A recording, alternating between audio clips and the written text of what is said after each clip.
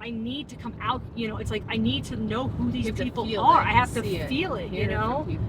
And it makes me understand why, like, when people are talking about, a Trump figure or something like that says, I see you, I care about you, despite the fact that he could probably care less. Yeah. But it's like the fact that there's somebody in a position of power saying, I see you. That's it.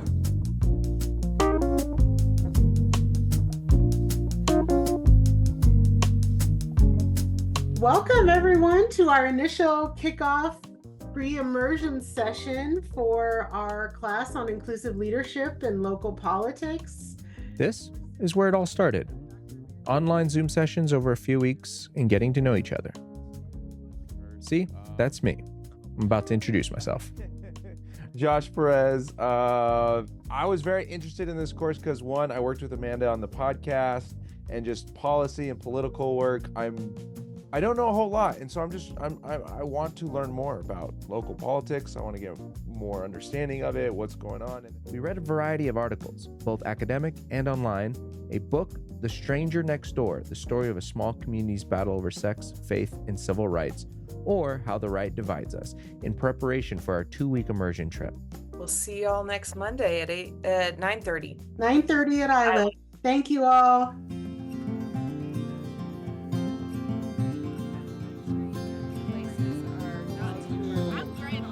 Yeah. Oh, that's good to know. Don't worry, I love interviews. You listen to podcasts?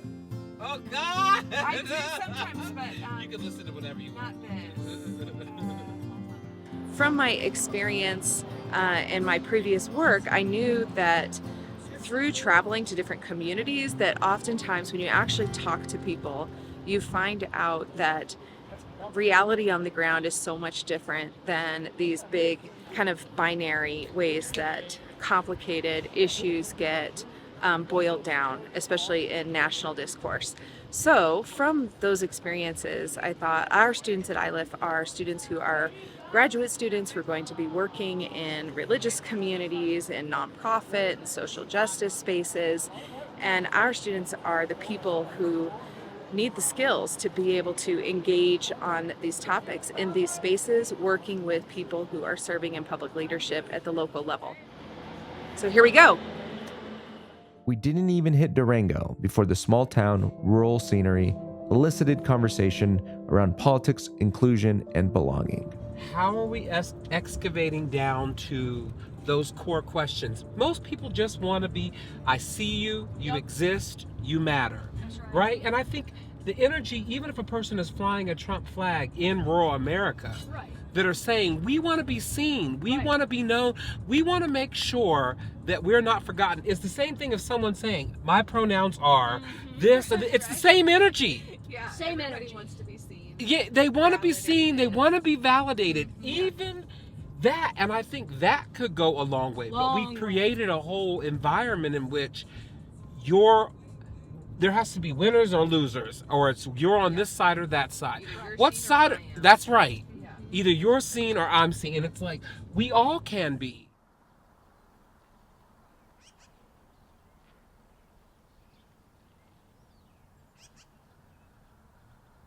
Alrighty, and rolling. So yeah, why this course?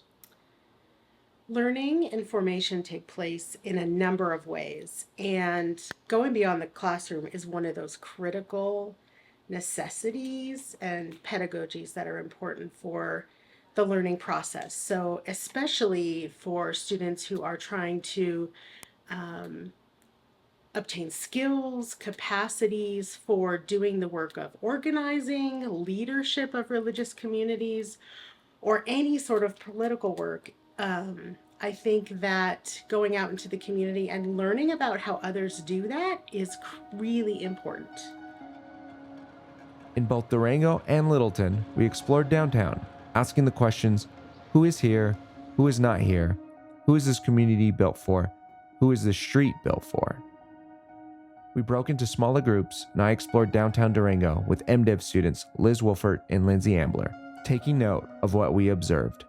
This is our image of like a classic Western downtown. And so we're gonna make that for ourselves, and so we can inhabit inhabit the world that we've created in our minds, that this is what an ideal downtown looks like. Versus if you go to, say, downtown Walsenburg, which has like similar buildings, they're not well maintained, there's not investment money there, and that is also a classic Western downtown. And so, Right. yeah, it's both are true. I just keep coming back and back and back to saying that telling our stories to each other is the most helpful thing we can do. Storytelling became a theme. Robert Reichert, a Littleton City Council member, and Adrian Miller, the executive director of Colorado Council of Churches, would also comment on how stories connect politics to personhood. But it started here in Durango with Debbie Shue. It pulls us into the very specific, very human connection between all of us. I'm Debbie Shue. I'm the rector at St. Mark's Episcopal Church in Durango, Colorado. I was drawn to Reverend Debbie because of her perspective on stories. I shared my own interest in movies as portals, world making, and the construction of realities through storytelling. I asked Debbie how she sees world making in relation to her work in the community of Durango, Colorado.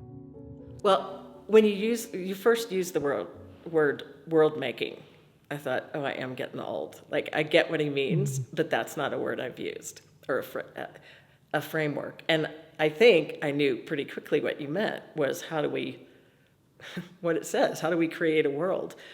And I do think that is our call as humans and as specifically Christians. It struck me a minute ago that a difference between telling our stories is that we're looking backwards, we're talking about the past, but a movie or some kind of portal into a different world or something that gets us out of where we are now is about the future, or at least it's potentially about the future. Because it does like drop in little seeds in our imagination of what the world could be like.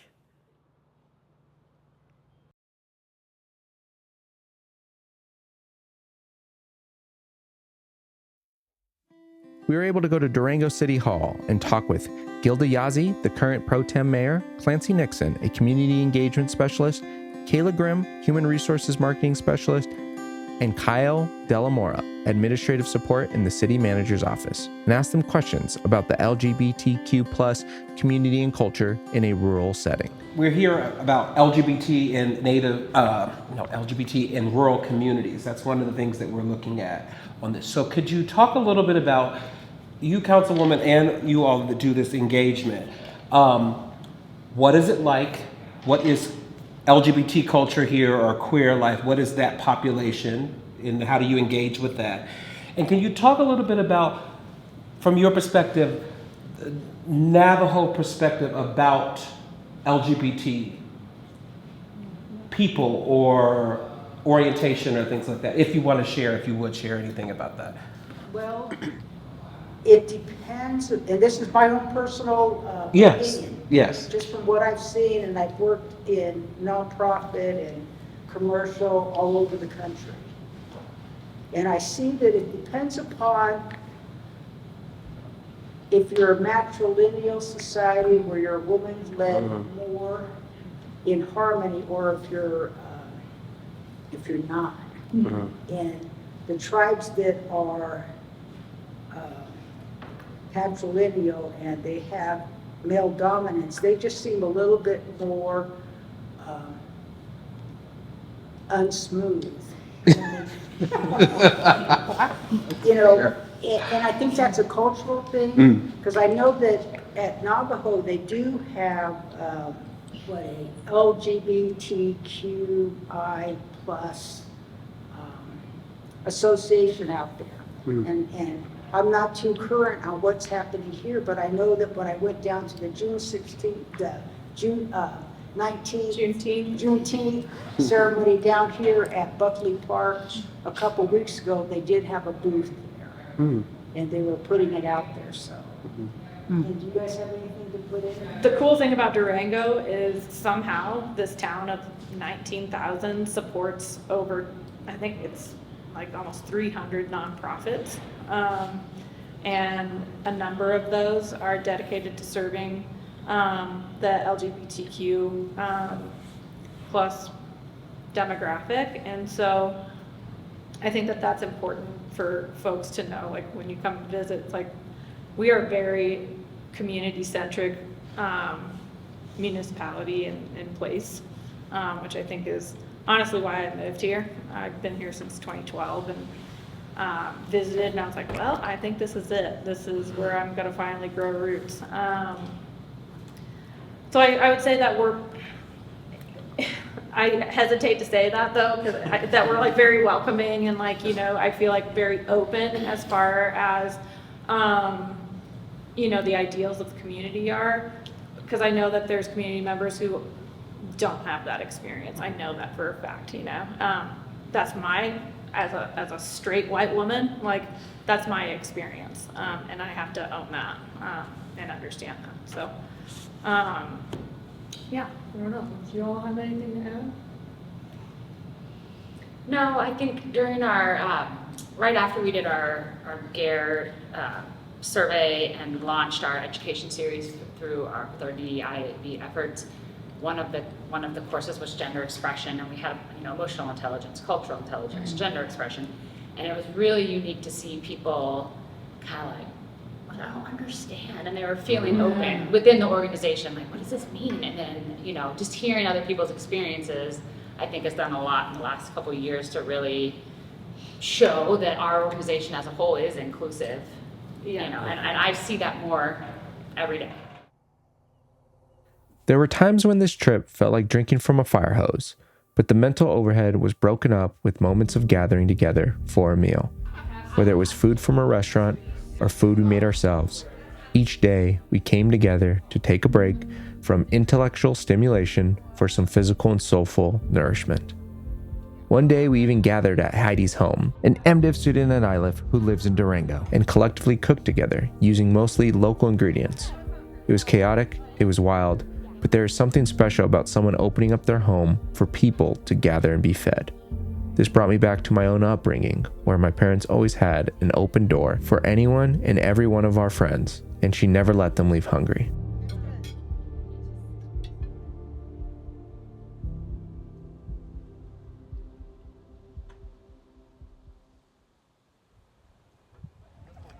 Near the end of our week in Durango, we went bowling. As a person of color, I see play and laughter as very important parts of life. Life can be exhausting, and to always be inhaling information and how to create spaces for people like me to exist, for people who aren't like me but differ from the quote-unquote norm to exist, and taking action at times feels pointless, play and laughter can feel like a cathartic exhale, a much-needed release to be a kid again, and to exist, even for a brief moment, in a world where difference coexists and we can just be. I know! I was talking about nothing!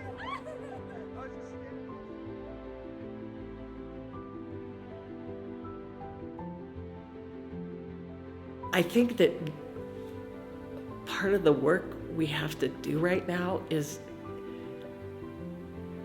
use our imaginations in a way we haven't well enough. I think we need poetry now more than prose. I think the arts are more important than they've ever been. How to create spaces or means for getting all of ourselves past where we are now. I don't know what the answer to that is. I don't really think there are answers to the kinds of work that we're being called to do, and that maybe the most holy thing we can do is think together about what are the right questions to be asking of ourselves and of the world.